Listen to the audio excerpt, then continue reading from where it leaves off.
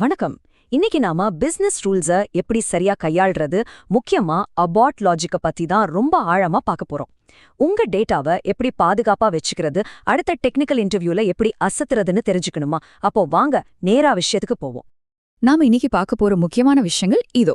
முதல்ல பிசினஸ் ரூல்ஸ்ல வர ஒரு நிஜ உலக பிரச்சனை, அதை கட்டுப்படுத்தக்கூடிய 3 முக்கியமான வழிகள், அதோட உட்புற செயல்பாடுகள், அப்புறம் சில ரியல் டைம் ப்ராஜெக்ட் உதாரணங்கள், முக்கியமா நம்ம தவிர்க்க வேண்டிய தவறுகள், கடைசியா சில bro level advanced control tricks. விஷயமா எந்த ஒரு ஐடி ப்ரொஃபஷனலும் சந்திக்க பயப்படுற ஒரு நிஜமான ப்ரொடக்ஷன் சிக்கலை பத்தி பார்க்கலாம். இப்போ உங்ககிட்ட ஒரு கேள்வி.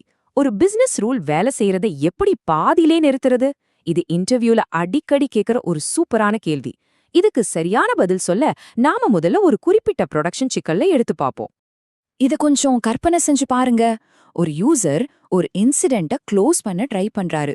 ஆனா ரெசல்யூஷன் கோட், நோட்ஸ் எதையுமே ஃபில் பண்ணாம காலியா விட்டுட்டாரு. இப்போ அவர் அந்த தப்ப செய்யாம எப்படி நாம உடனே தடுத்து நிறுத்துறது? சரி, இந்த மாதிரி செயல்களை தடுத்து நிறுத்த நம்மகிட்ட 3 முக்கியமான வழிகள் இருக்கு. அத ஒவ்வொன்னா பார்க்கலாம். முதல் வழி என்னன்னா கண்டிஷன் பயன்படுத்துறது. இது ரொம்பவே சிறப்பான சிஸ்டம் பெர்ஃபார்மன்ஸை பாதிக்காத ஒரு வழி.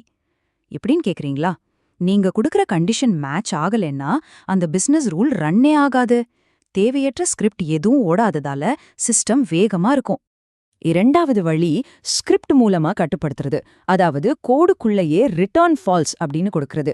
ஆனா இதுல என்ன பிரச்சனைனா, பிசினஸ் ரூல் ஏற்கனவே ட்ரிகர் ஆயிடும். ஸ்கிரிப்ட் பாதியில நின்னாலும் டேட்டாபேஸ்ல போய் இது ஒரு தாக்கத்தை ஏற்படுத்தும். அதனால பெர்ஃபார்மன்ஸ் அடிப்படையில இது அவ்வளோ நல்ல ஐடியா கிடையாது. இப்போ நம்மளோட 3வது வழிக்கு வருவோம். இதுதான் அபார்ட் ஆக்ஷன். ரியல் டைம் ப்ரொடக்ஷன்ல இதுதான் உங்களோட முதல் சாய்ஸா இருக்கணும்.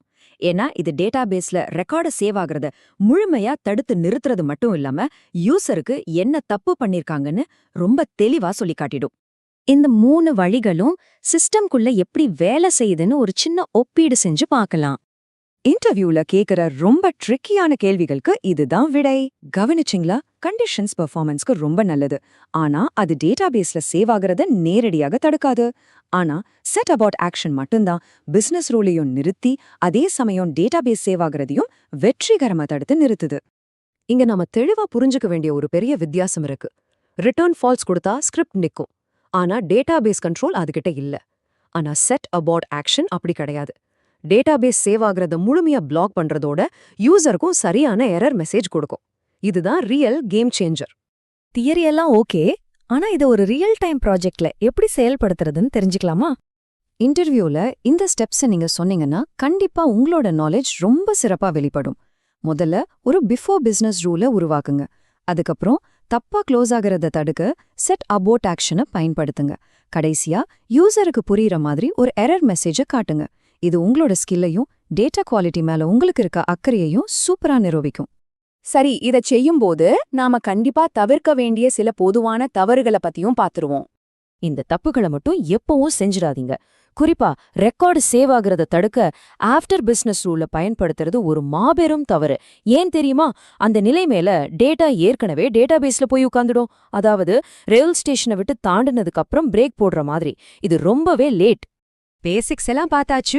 இப்போ கொஞ்சம் அட்வான்ஸ்டா ஒரு ப்ரோ லெவல் ட்ரிக் கத்துக்கலாம். நிறைய டேட்டாவை பல்கா அப்டேட் பண்ணும்போதோ அல்லது காம்ப்ளெக்ஸ் இன்டிகிரேஷன் பண்ணும்போதோ பிசினஸ் ரூல் ஓடுறது நமக்கு தேவையில்லாம இருக்கலாம். அந்த மாதிரி நேரத்துல ஸ்கிப் பிஆர் மாதிரி ஒரு செஷன் ப்ராப்பர்ட்டி ஃபிளாக பயன்படுத்தி மொத்த பிசினஸ் ரூலையும் பைபாஸ் பண்ணலாம். இது நிஜமாவே சீனியர் டெவலப்பர்ஸ் பயன்படுத்துற ஒரு சீக்ரெட் ட்ரிக். இந்த ஒரு பதில நீங்க நல்லா மனப்பாடம் செஞ்சு வச்சுக்கோங்க. கண்டிஷன் ஃபீல் பிசினஸ் ரூல் ஓடுறதைய தடுக்கிறதால அது ரொம்ப எஃபிஷியன்ட். அதே சமயம் டேட்டாபேஸ் ஆபரேஷனை நிறுத்தி யூசருக்கு எரர் காட்டணும்னா நாம செட் அபவுட் ஆக்ஷனை பயன்படுத்தணும். பெர்ஃபார்மன்ஸ்க்கும் டேட்டாபேஸ் பாதுகாப்பிற்கும் நடுவில் உள்ள வித்தியாசத்தை இதை விட சிறப்பா சொல்ல முடியாது. இந்த அலசலை நாம முடிவுக்கு கொண்டு வர்ற இந்த நேரத்துல ஒரு கேள்வியோட நான் விடை பெறுகிறேன். உங்க கரண்ட் ப்ராஜெக்ட கொஞ்சம் திரும்பி பாருங்க. உங்க பிசினஸ் ரூல்ஸ் உங்க சிஸ்டமை வேகமாக்குதா இல்ல அதோட வேகத்தை குறைக்குதா? அடுத்த முறை நீங்க கோட் பண்ணும்போது இந்த கண்ட்ரோல்ஸை எப்படி சரியா யூஸ் பண்ண போறீங்கன்னு யோசிச்சு பாருங்க. தொடர்ந்து கத்துக்கோங்க, சிறப்பா செயல்படுத்துங்க.